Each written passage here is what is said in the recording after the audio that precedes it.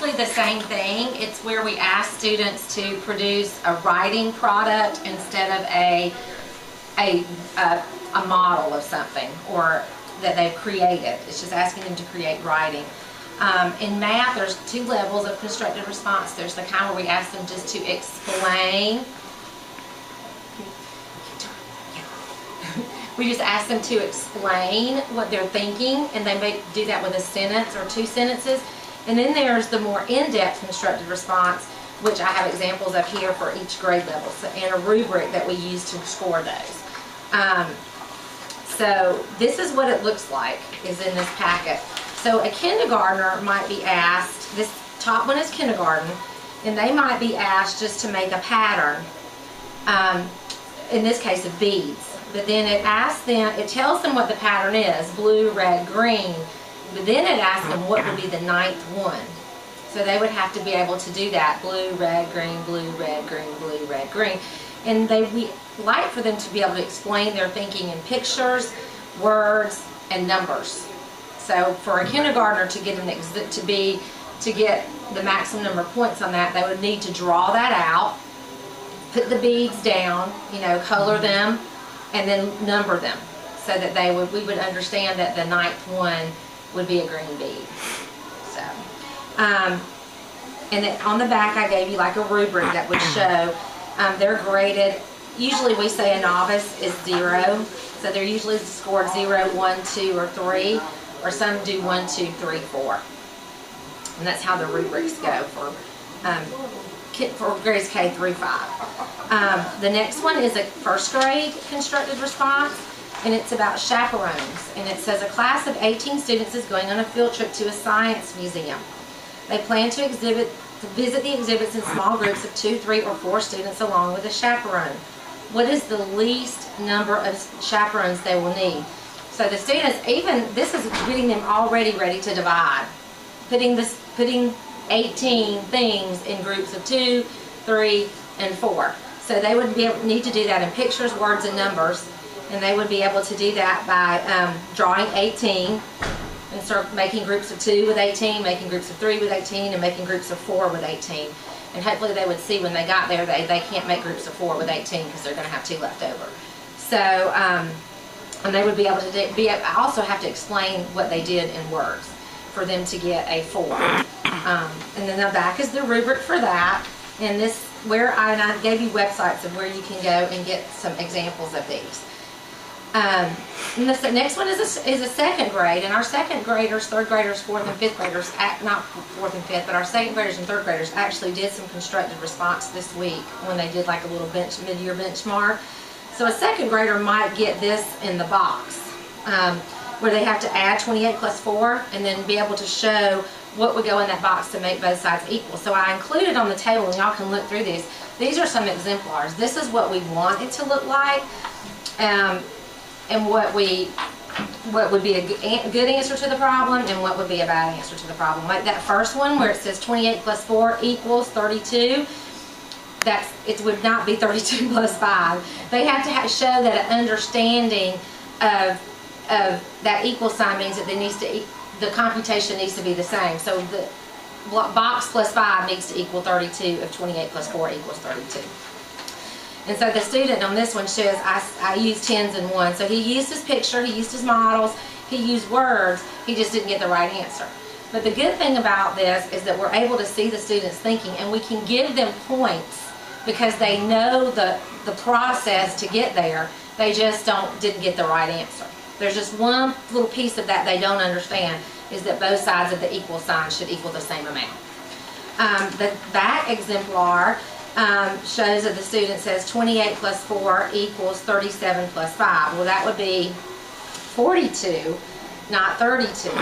So, but they were able to, they used a model, and they did numbers, and they used a number line, and they just didn't get the math right, which would be okay, but they were missing another key component to get maximum points, which would be a sentence to explain their thinking. So they need to use pictures, they need to use words, and they need to use numbers. They need to use all 3 of those things. And this is for all grades? All grade levels. The same thing for example C. They got the wrong answer, 32, but they were able to show what they were thinking in pictures and words. They just didn't use a sentence again. And then I don't think any of these examples that the students got the right answer. Even like, but as you, they get partial they credit? would get partial credit. They could, the rubric that goes along with this one is on the back, and it shows that they get 2 points if they have an understanding that the equal sign indicates a relationship in which the quantities on each side balance. So they wouldn't have gotten the 2 points for that, but they give 1 point. They got 1 point if they said that the answer was 32, ignoring that 5, and they show that they can understand how to add 28 plus 4. And 0 points just means that they give it, basically they gave the answer 37. They said that 37 plus 5 is 40, which would be 42. So they're off topic if they don't understand the relationship between 28 plus 4 or 37 plus 5. The computation's just not there. So then the total, if they got everything right, would be 3 points? For that question? 3 points. So that's how they score with the rubric. And what we do on this with grades 1, 2, and 3 is in kindergarten, first, second, third, is we give them extra points on their SGA at the end of that they take at the end of the year. That we give them extra points towards their final grade. For grades 4th and 5th, grade 4, 4, and 5, it'll count as actually part of their test. So, but those are just examples of how students thinking and how they might answer that problem. Same thing with the grade 3. We have the exemplars here. Yeah, you can. So here's 3rd grade as well. And the 3rd grade constructed response actually has 3 parts to it. So it's a little more in-depth, but they have a part A where they're asked to find the difference between the number of tickets that they sold on Friday and the number of tickets they sold on Saturday. And they have to show their work on that portion. Then on part B, they are asked if they sold 80 more tickets on Sunday than on Friday, how much more money did they make? So they got to take that another step in involving money. And also tell the total number of tickets. And then on part C, they also have to talk about it for a whole class. So they're going to have to figure out, it's $8, for part C, $8 times 30 tickets, how much did they spend, and be able to explain that. So they get more in depth as they get a little older. And then there is a rubric, and this rubric copy, 0 didn't fit on there, but they explain how in this rubric, they explain how they get their points, okay, which would be a 4. And they give you an example here on the exemplars of a 4. And the 4 would be a student who is able to do all the math and do all the computation and explain it out. So that would be a 4. They thoroughly demonstrate that they complete all elements by demonstrating the knowledge and application of addition and subtraction. Okay, and then part B, they did the same thing, and they were able to show that they know multiplication, 80 times 8. And then in part C, they were able to show that they know groups of 3. Of 3 groups of 8 is 24, and 10 groups of 8 is 240. So they were able to show all of that by grouping. Okay, and then on the back of 2, which would be basically demonstrated, it gives you an example of what a 2 might be. They show the math, the basic knowledge of the standards by completing just one part of the question, or one part of part A, or one part of part B. They didn't carry it through all the different steps that the question was asking them to do. So they could still get 2 points for that. And then we also show an example of what might be 1 point. And then 1 point would be a minimal knowledge of the standard. They just complete part of the item, the answers aren't correct, or the correct strategies, but maybe one part A is correct, or part B is correct, or part C is correct. So they only get one part of all 3 components correct. They would get 1 point for that. And of course, 0 is going to be that they don't show any, and I think there is an example of a 0, a couple of examples. They don't show a basic understanding of addition, subtraction, multiplication, or being able to group objects. So that is that's an example of a 3rd grade. If they don't do it this way. They don't have to do it that way. No, as long as they can show, the typical minus, I don't think they gave another example of a 4. That's No, yeah, that's very complex. Yeah, as long as they can show the math of how they got it. And I would also, we encourage our students to include a sentence that explains their thinking. Even though these exemplars didn't, we are trying to get our students at Atkinson to be able to include a sentence.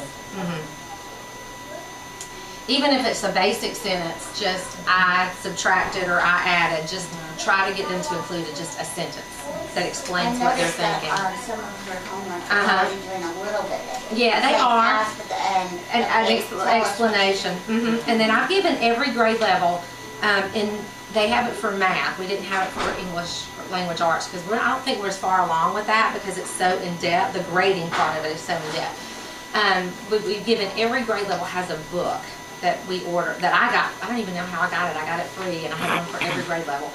And it has examples of constructed response items in math. And it asks for a little bit more simple explanation.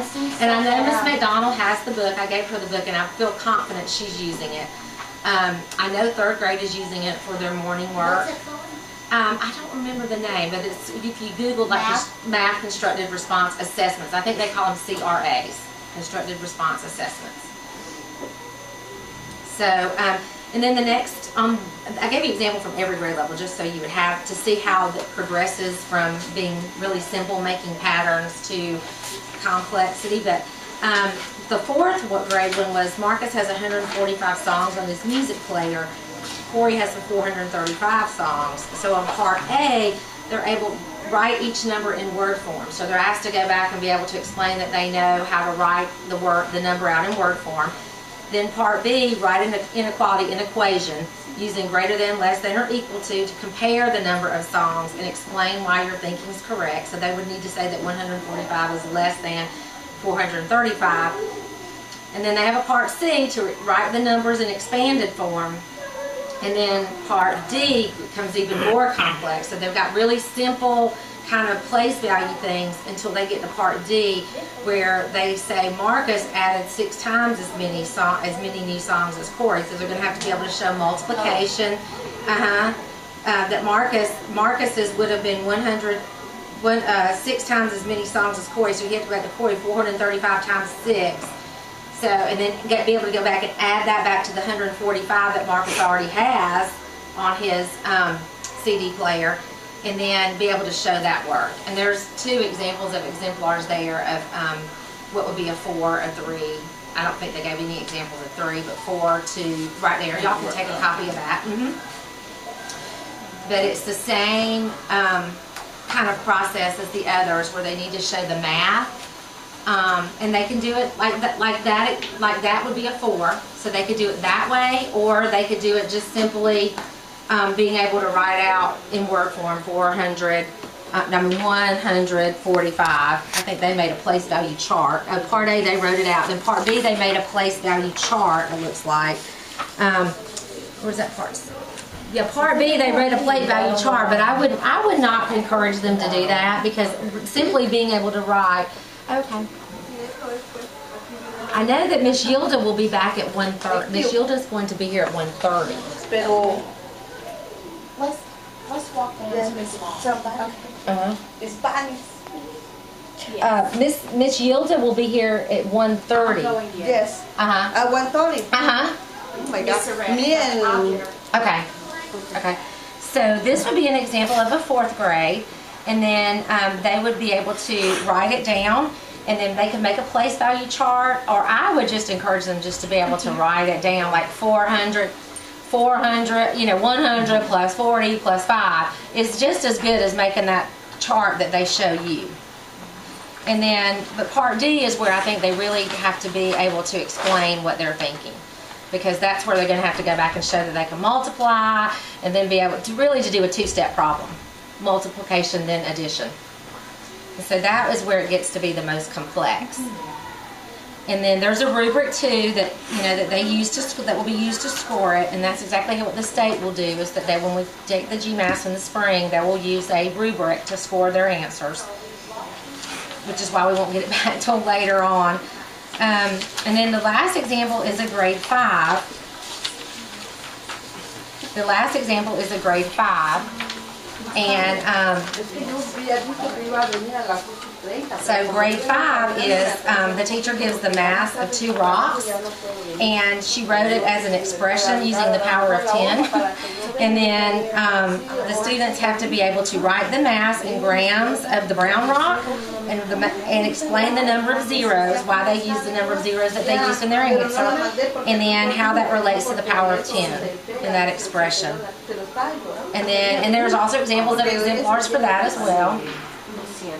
And then part B, the same thing, they have to go back and do the gray rock. So they're asking them to do the brown rock, and then they're asking part B to do the gray rock, and then in part C, being able to write an equation. So, that will be the example of all of that. And then there's a rubric, and then there are also exemplars. I think I included, if y'all were able to pick those up, of what would be. And this is where I think in 5th grade the writing becomes really important, because the ones that got a 4, I don't have my copy in front of me, but the ones that got a 4, they really were able to use their sentences, their words, to explain the zeros, the power of 10. And then same thing for part B. Part C does not ask them to do much more than just write an equation. So, but when they, also a 4 on the back, as they were able to use a lot of words. So that's where it becomes more and more, as the grades become more complex. Oh, wow. Yeah, yeah. To get a 1 or a 0, they really don't show an understanding. They get the mass correct. I'm looking towards the back to get a 1. They get the mass correct, but they don't show an explanation. The same thing for B. They get the mass correct, but they don't have an explanation. And then part C, they don't even write an equation. So, the same, to get 0 points, basically, they don't have an understanding of how to use the power of 10. So that would usually, anytime they get a 0, they don't have an understanding of the equation. And Ms. Shilda, what we did is I went through that packet with the parents and explained what each question asked, and then there were examples of what we wanted the student work to look like. So the second, if you slip over to one more, there'll be 2nd grade. And you hit it, yeah. So, and then I also included for you this time some websites that I went to, and those are actually where I got the information from. And one is the http://mcsed.net. And that one is where I got, well, the 3rd, 4th, and 5th grades I got from Lynn Skinner in the county. But the 2nd grade one came from that first resource. And then there's the other one, the edu.org MNP resources. But that very last one, rda.aps.edu, that is also in Spanish and in English. And so that's where I got the kindergarten and the 1st grade examples. And then for those, you can also click, do you want to do it kindergarten? And then they'll give rubrics that shows the different complexity for each grade level and why they would want them to do different things with this new necklace. A different explanation, or be able to take it more in depth for a 1st grader or a 2nd grader. And this website has all the names? The first 2 websites, I believe, is more geared toward 3rd through 5th, but that last one is geared toward all grade levels. You just have to click that you want 3 through 5 or K through 2. And then it gives you the rubrics and directions. It gives you teacher directions, which would be directions that you could use at home as parents. Their scoring is a little bit different because it's in APE, and we're going to probably use 4, 3, 2, 1, 0. But so is she able to practice? She can practice, yes. You probably have to print them off, as long as you print them off. But they're able to do these and practice them, which I think is great to do before the test. Especially, with our 3rd, 4th, and 5th graders. But our 2nd graders, our kindergarten, 1st, and 2nd graders will have to do one as well at the end of school, at the end when they take their SGA at the end. They will do one of these performance tasks that gives them extra points on their SGA. And last year, I believe they could earn up to 10 extra points on their SGA, which counts towards their growth for the year. I think the teachers have explained that we want our students to show 30% growth from when they took that beginning benchmark or SGA. I know I call them both. When they take that beginning SGA to that end, we want them to show a 30% growth, which we want our third, fourth, and fifth graders to show, well, fourth and fifth graders to show a 30% growth from their fourth grade CRCT to their fifth grade GMAS. So their performance task helps them to get their constructed response, helps them to get those extra points that they would need to show that 30% of growth. So, and that's basically what we had for today. I know that everybody's going to parent luncheons and Valentine parties, but I basically wanted you to know what it was, show you examples of them, let you be able to take some home, and give you some online resources that you can go to and be able to pull them up and work with your kids at home with that.